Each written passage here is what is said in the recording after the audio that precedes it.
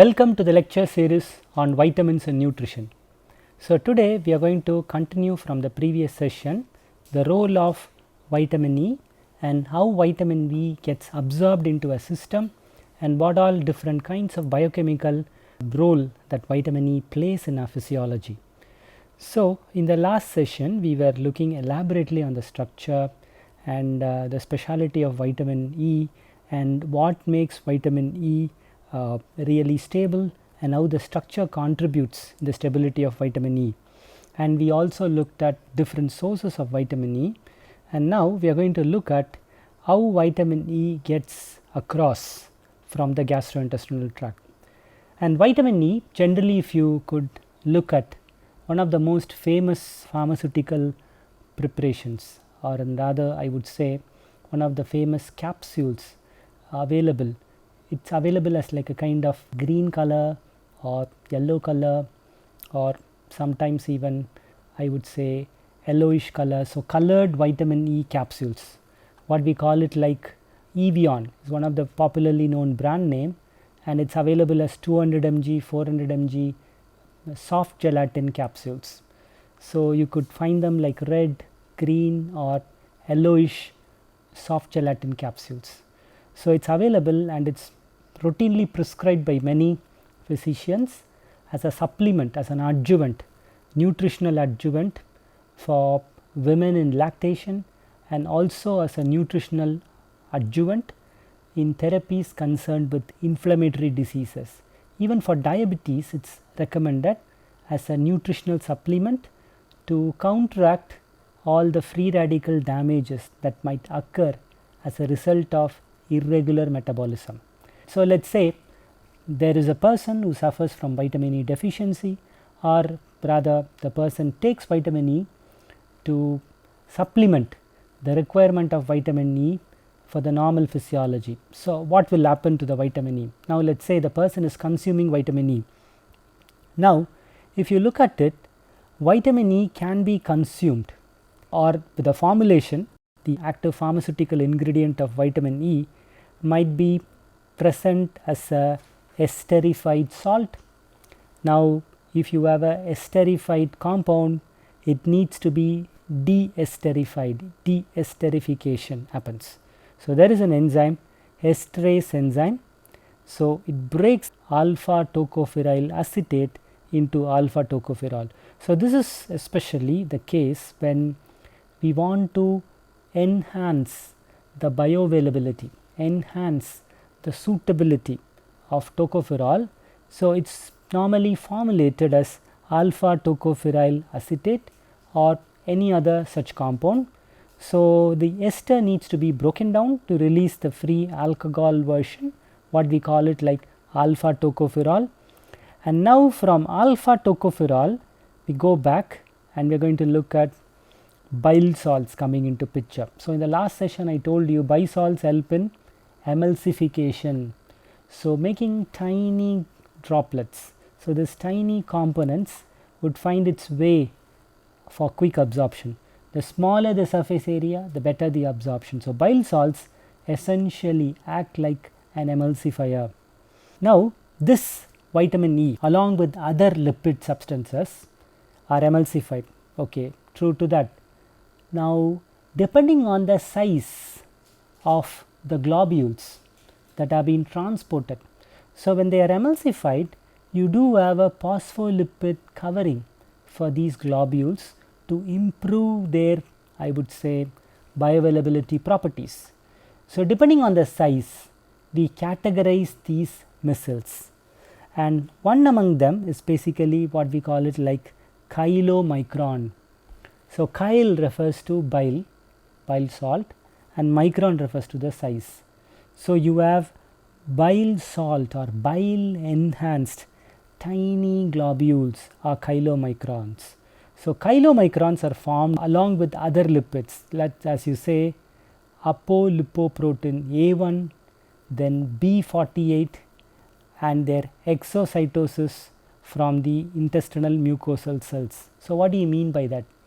So these chylomicrons will act like a reservoir taking up vitamin E and other lipids, and all these proteins, what we consider as apolipoprotein A1, B48, all these substances are being delivered across by exocytosis from the intestinal mucosal cells. So, you see there secretions of chylomicrons into lymphatic vessels. So, lymph is also associated with what we call it as the lacteals present in the intestinal villi, and they are the good sites for absorption of fatty material. So, they open up into lymph vessels. So, that is why it is mentioned over here that we have secretion of chylomicrons, and these chylomicrons incorporate vitamin E. Now, you have these chylomicrons entering larger veins through thoracic duct.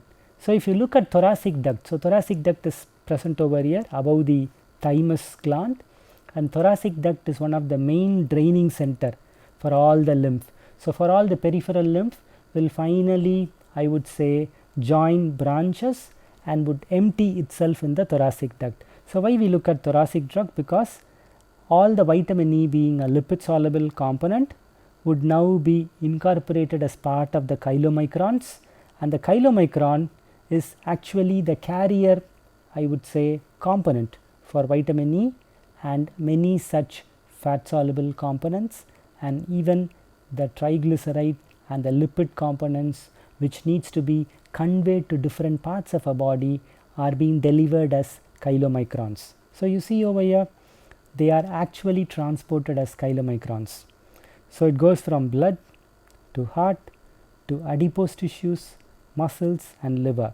So, if you look at it, so where they are stored, obviously they should be stored in a place where you have a hydrophobic binding environment. So, adipose tissues being a excellent source, and moreover these adipose tissues, as it might appear, or people were wondering, these adipose tissues do not have much role to play, but they simply act like kind of storage bin for fat, but it is not so. These adipose tissues are excellent sources for inflammatory substances, and sending vitamin E to them for storage could really help the situation, because there is a site where you have lots of lipid peroxidation and other, I would say, free radical related events taking place, and vitamin E present over there would really try to help the situation through its antioxidant property. And you also have muscles and liver. So, muscles are under constant activity, so they need very good antioxidant protection. So, vitamin E present over there would carry out the job. Okay, so you see over there vitamin E is essentially higher in adipose tissues. Muscles also take a larger portion of vitamin E from chylomicrons for storage. So, what do you understand? So, vitamin E, as in the beginning we were saying, that they play extremely important role in antioxidant functions, and you see over here right before you that there is this role of vitamin E being played as antioxidant component in the muscle and adipose tissues, because they are the primary sites where free radical and other inflammatory substances can find their way. In fact, most of the free radicals, if you consider, they basically take their role in terms of damaging the membranes, and you find most of the free radical related components find their way from the membranes of the cells, because membrane being the outermost layer, and the enzymes present over there would use the membrane lipids as the basis for generating these free radicals. More of it shortly. Now we are going to look at the metabolism, as I have told you. So, in vitamin E is incorporated into lipoproteins, and you also have LDL and VLDL and then transported to target tissues. So, why we have to do this? Because being a lipid, they cannot like really get transported across a hydrophilic environment like water. So, that is the reason when you would incorporate them in a emulsified version. So, LDL, VLDL and chylomicron are those components which have phospholipids, and the phospholipid will act like a emulsifying agent or a surfactant incorporating all vitamin E and then being transported to different parts. So in fact, the LDL, VLDL and chylomicron are good systems for transporting fat. But suppose if a person has to constantly take lot of fat rich material, okay, and taking fat rich material is not an issue, but with sedentary lifestyle combined with excessive amount of fat can be risky, because now all the fat needs to be taken up in a place where they can be burnt. But if there is no provision for metabolism, they get simply deposited in the vasculature, and that gives rise to more, I would say, inflammatory related conditions. But rather in an active metabolic state, in a dynamic metabolic state, LDL, VLDL, chylomicrons really help the situation, because it's been constantly replenished, constantly there is a demand. In such cases, a free movement of LDL, VLDL, chylomicron around carrying vitamins like vitamin E, okay, and other fat soluble vitamins really helps the situation. So you see over there, what are those target tissues? So if you look at it, you will be really curious to know. Muscles, yes, because there is high activity. RBCs, yeah, you have lot of membrane damage happening over there, and you have lungs, again constantly under threat, and then you have liver, metabolically active organ. So these are some of the target places where vitamin E is delivered. So if you could find out what would be the common denominator, like what makes these organs special, because these organs are high sites for free radical related reactions, and there are multiple reactions happening over there, and they are constantly under activity. So you see there how it's been catabolized. So now we saw the absorption aspect, the chylomicrons taking care. In other words, the phosphobilipid layer of chylomicron provides the basis for transporting vitamin E and fat soluble vitamins, especially vitamin E. And what you see over there, when it goes to the site of action, so you have this lipoprotein lipase, it cleaves and releases vitamin E and separates lipoprotein. So this lipoprotein eventually would be recycled. Okay, so metabolism of vitamin E, when we look at metabolism of vitamin E, you have two aspects, because vitamin E is not essentially synthesized in our body, and we depend on the dietary sources of vitamin E. Liver, basically you find as a site where vitamin E is incorporated into lipoproteins, because most of the lipoprotein would actually be present or synthesized in the liver. So liver would be the assembly site. So we depend on the dietary sources of vitamin E. So the dietary vitamin E goes to liver. So what we have seen earlier is basically the absorption profile of how vitamin E basically finds its way. So now once it goes to liver, you find the vitamin E considered as a site where you are packing them along with lipoproteins, and once it's packed with lipoproteins, you would send them along with LDL and VLDL and then transport it to the target. So you see over there the catabolism of vitamin E. So what is catabolism? So in any metabolism you have anabolism and catabolism. In our case, when we talk about anabolism, we are talking about how vitamin E from the absorption to the point where it could reach liver and other storage organs where vitamin E would be sent. So that includes the aspect of anabolic way by which vitamin E could be made available. Now at that site, vitamin E needs to be broken down. In the sense, I wouldn't say like they are degraded, but vitamin E present along with lipoproteins, so that you could now make vitamin E alone available.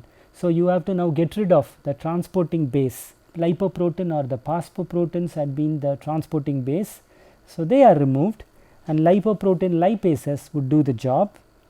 And in the catabolism, you find the chromone ring, the Tocol ring, what you call it, and the isoprenoid side chain is oxidized and excreted in bile after conjugation with glucuronic acid.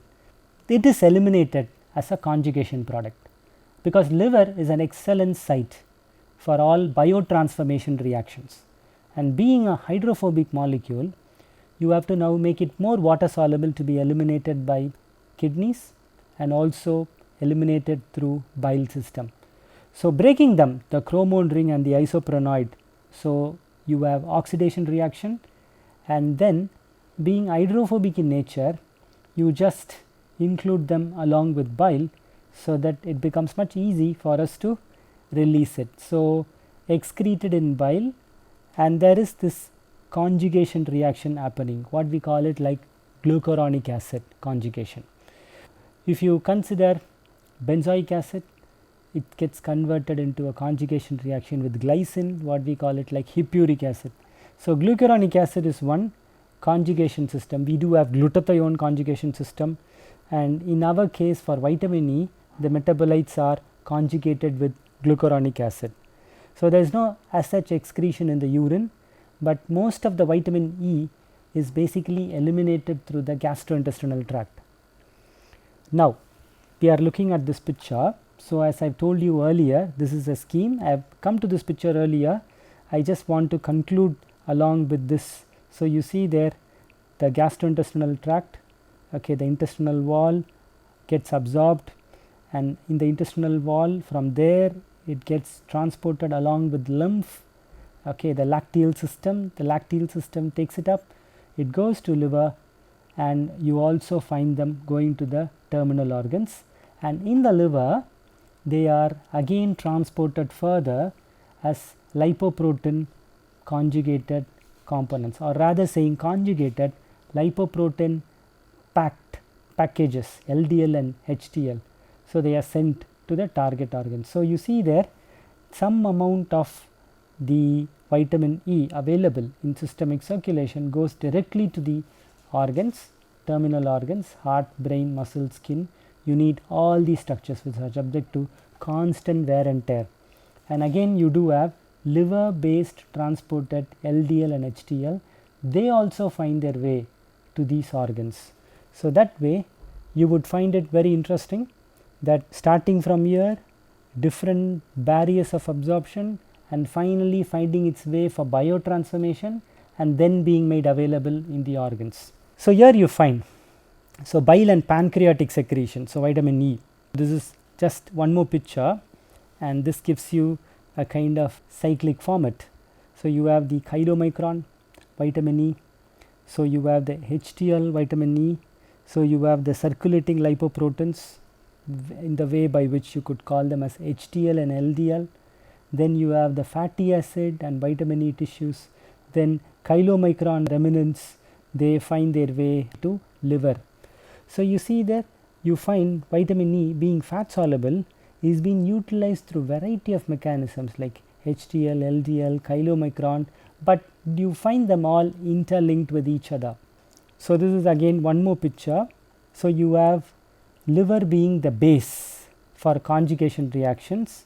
So from there it goes, you find them undergoing all the essential cellular changes needed, and then it's being made available, and then you have this alpha tocopherol being incorporated and sent to every target organ along with the lipoprotein combination.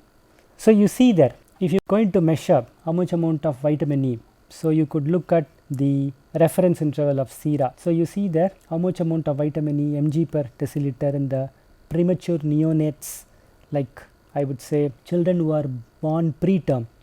So you see over there the reference serum value, and then you have children, so in the serum and in the plasma level.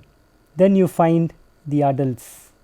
So you see there the blood levels of vitamin E is more than the bottle fed infant.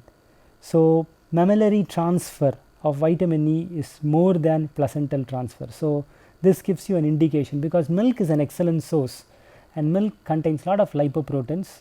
So it's an efficient way by which vitamin E could be made available. So what we are trying to understand from this table is that the amount of vitamin E that's available for neonate is much less compared to the same neonate which has been fed with mother's milk, which is an excellent source of vitamin E, because of the obvious reason that lipoprotein secretion and all the way by which you could effectively incorporate vitamin E as an emulsified product in the lactating components, and making it available in the milk for the growing fetus. As well as in this case, we are looking at neonate and the infants growing up who are regularly on the mother's feet have a good chance of receiving sufficient vitamin E very early. Now this is a quick recap of whatever that we have discussed. Now we are looking at the biochemical role of vitamin E. So as I told you, it's a lipophilic, I would say, vitamin. They are deposited in different aspects of cell membrane and they have very good role in terms of antioxidant function. So you see over there polyunsaturated fatty acids, what we call it like PUFA. So if you want to protect polyunsaturated fatty acids, you add little bit of vitamin E. So it prevents the peroxidation reactions. That's one of the reason why in all the fortified vegetable oils which contain unsaturated fatty acids, you always find vitamin E as a component. You also could consider vitamin E as a free radical scavenger. So you see, they get preferentially oxidized in the presence of free radicals and they spare polyunsaturated fatty acids. So that way it's an extremely essential antioxidant ingredient in all the fortified vegetable oils. So look here, we consider is essential for the membrane structure. So for integrity of membrane, you need vitamin E. So along with B vitamins, vitamin C, vitamin E is extremely important as a membrane antioxidant. So you see, they prevent peroxidation of polyunsaturated fatty acids. So when people report of chelosis, yes, that's true, the angular deterioration in your mouth, you find the epithelial tissue damage happening over there because of vitamin B deficiency, and supplemented with vitamin E, you could quickly reverse the condition. So it protects RBC from hemolysis. Yes, RBC membrane is extremely sensitive. Okay, easily it can undergo rupture with little immunological activation. So vitamin E would essentially stabilize the RBC membrane by acting like an antioxidant. As we have seen here, they are deposited in the cell membrane and that way they actually act like a natural endogenous antioxidant, preventing unnecessary damage to tissues. So you see over there, as we have seen earlier, they play a role in sterility and what we consider as germinal epithelium of gonads. What do you mean by that? All the epithelial cells form the secretory component in most of the organs. So gonads have germinal epithelium which undergo multiplication and maturation to give rise to the gametes.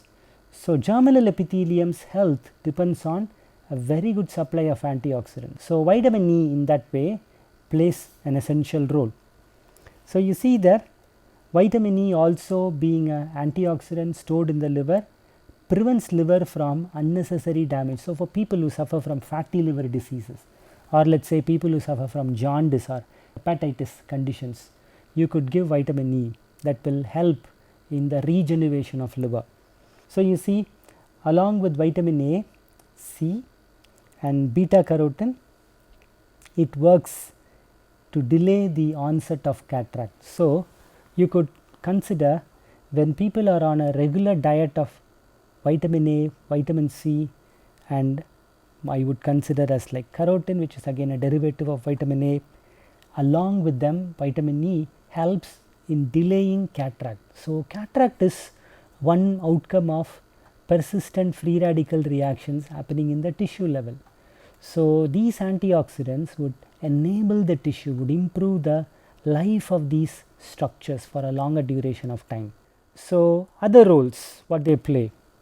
So that includes cell membrane integrity, I have mentioned about it earlier. Then anti-inflammatory function, yes, for any wound healing, inflammatory damages, vitamin E would be there, help in the quick recovery or healing process. Then yes, for DNA synthesis, there would be lots of repairing and reconstruction work going on whenever replication process happens, because it's not like it's error prone. You do have error, it's all about how it can rectify itself. So there are many enzymes involved in DNA synthesis which helps in recovering, fixing up all the errors in the code. during the replication process, and most of these enzymes are being attacked by free radicals, and vitamin E presence would minimize these attacks, so thereby improving the quality of DNA synthesis, leave alone quality. Even the very happening of DNA synthesis in a smooth fashion needs vitamin E and antioxidants. So as I've told you earlier, so they work in tandem with all immune cells, and they aid in the, I would say, lifespan of immune cells, because immune cells by virtue have to deal with these free radicals, because there would be the source for these free radicals to scavenge and remove them. So vitamin E especially helps in this process. So you see there vitamin A, C and unsaturated fatty acids all are protected. So it's like you could consider it's antioxidant for many of the vitamins, not only by virtue of its antioxidant property, but it preferentially protects other antioxidant I would say compounds from free radical damage. So you see over there, this would be an elaboration of what I have given you as a summary, and I am going to just focus only on those components which needs little elaboration. So hemolysis by free radicals, that's the actual technical word. Then you have the gamma amino levulinic acid, what we call it like ALA synthase and ALA dehydratase. So they both, I would say, important in heme synthesis. So what is heme? Heme is the essential carrier of oxygen present in the RBC. So they not only protect the RBC from unnecessary damage, but they also provide, I would consider, the basis for synthesizing heme and making it available in the RBC. So that way it's extremely essential. So you see in the cellular electron transport chain, so it stabilizes coenzyme Q. So it plays a very important role in metabolism. Suppose let's say there is vitamin E deficiency, you would have all these structures under threat. So we have already done elaborately on different biochemical roles, and in the coming sections we are going to deal more on this biochemical role and deficiency diseases concerned with vitamin E. Thank you for your attention.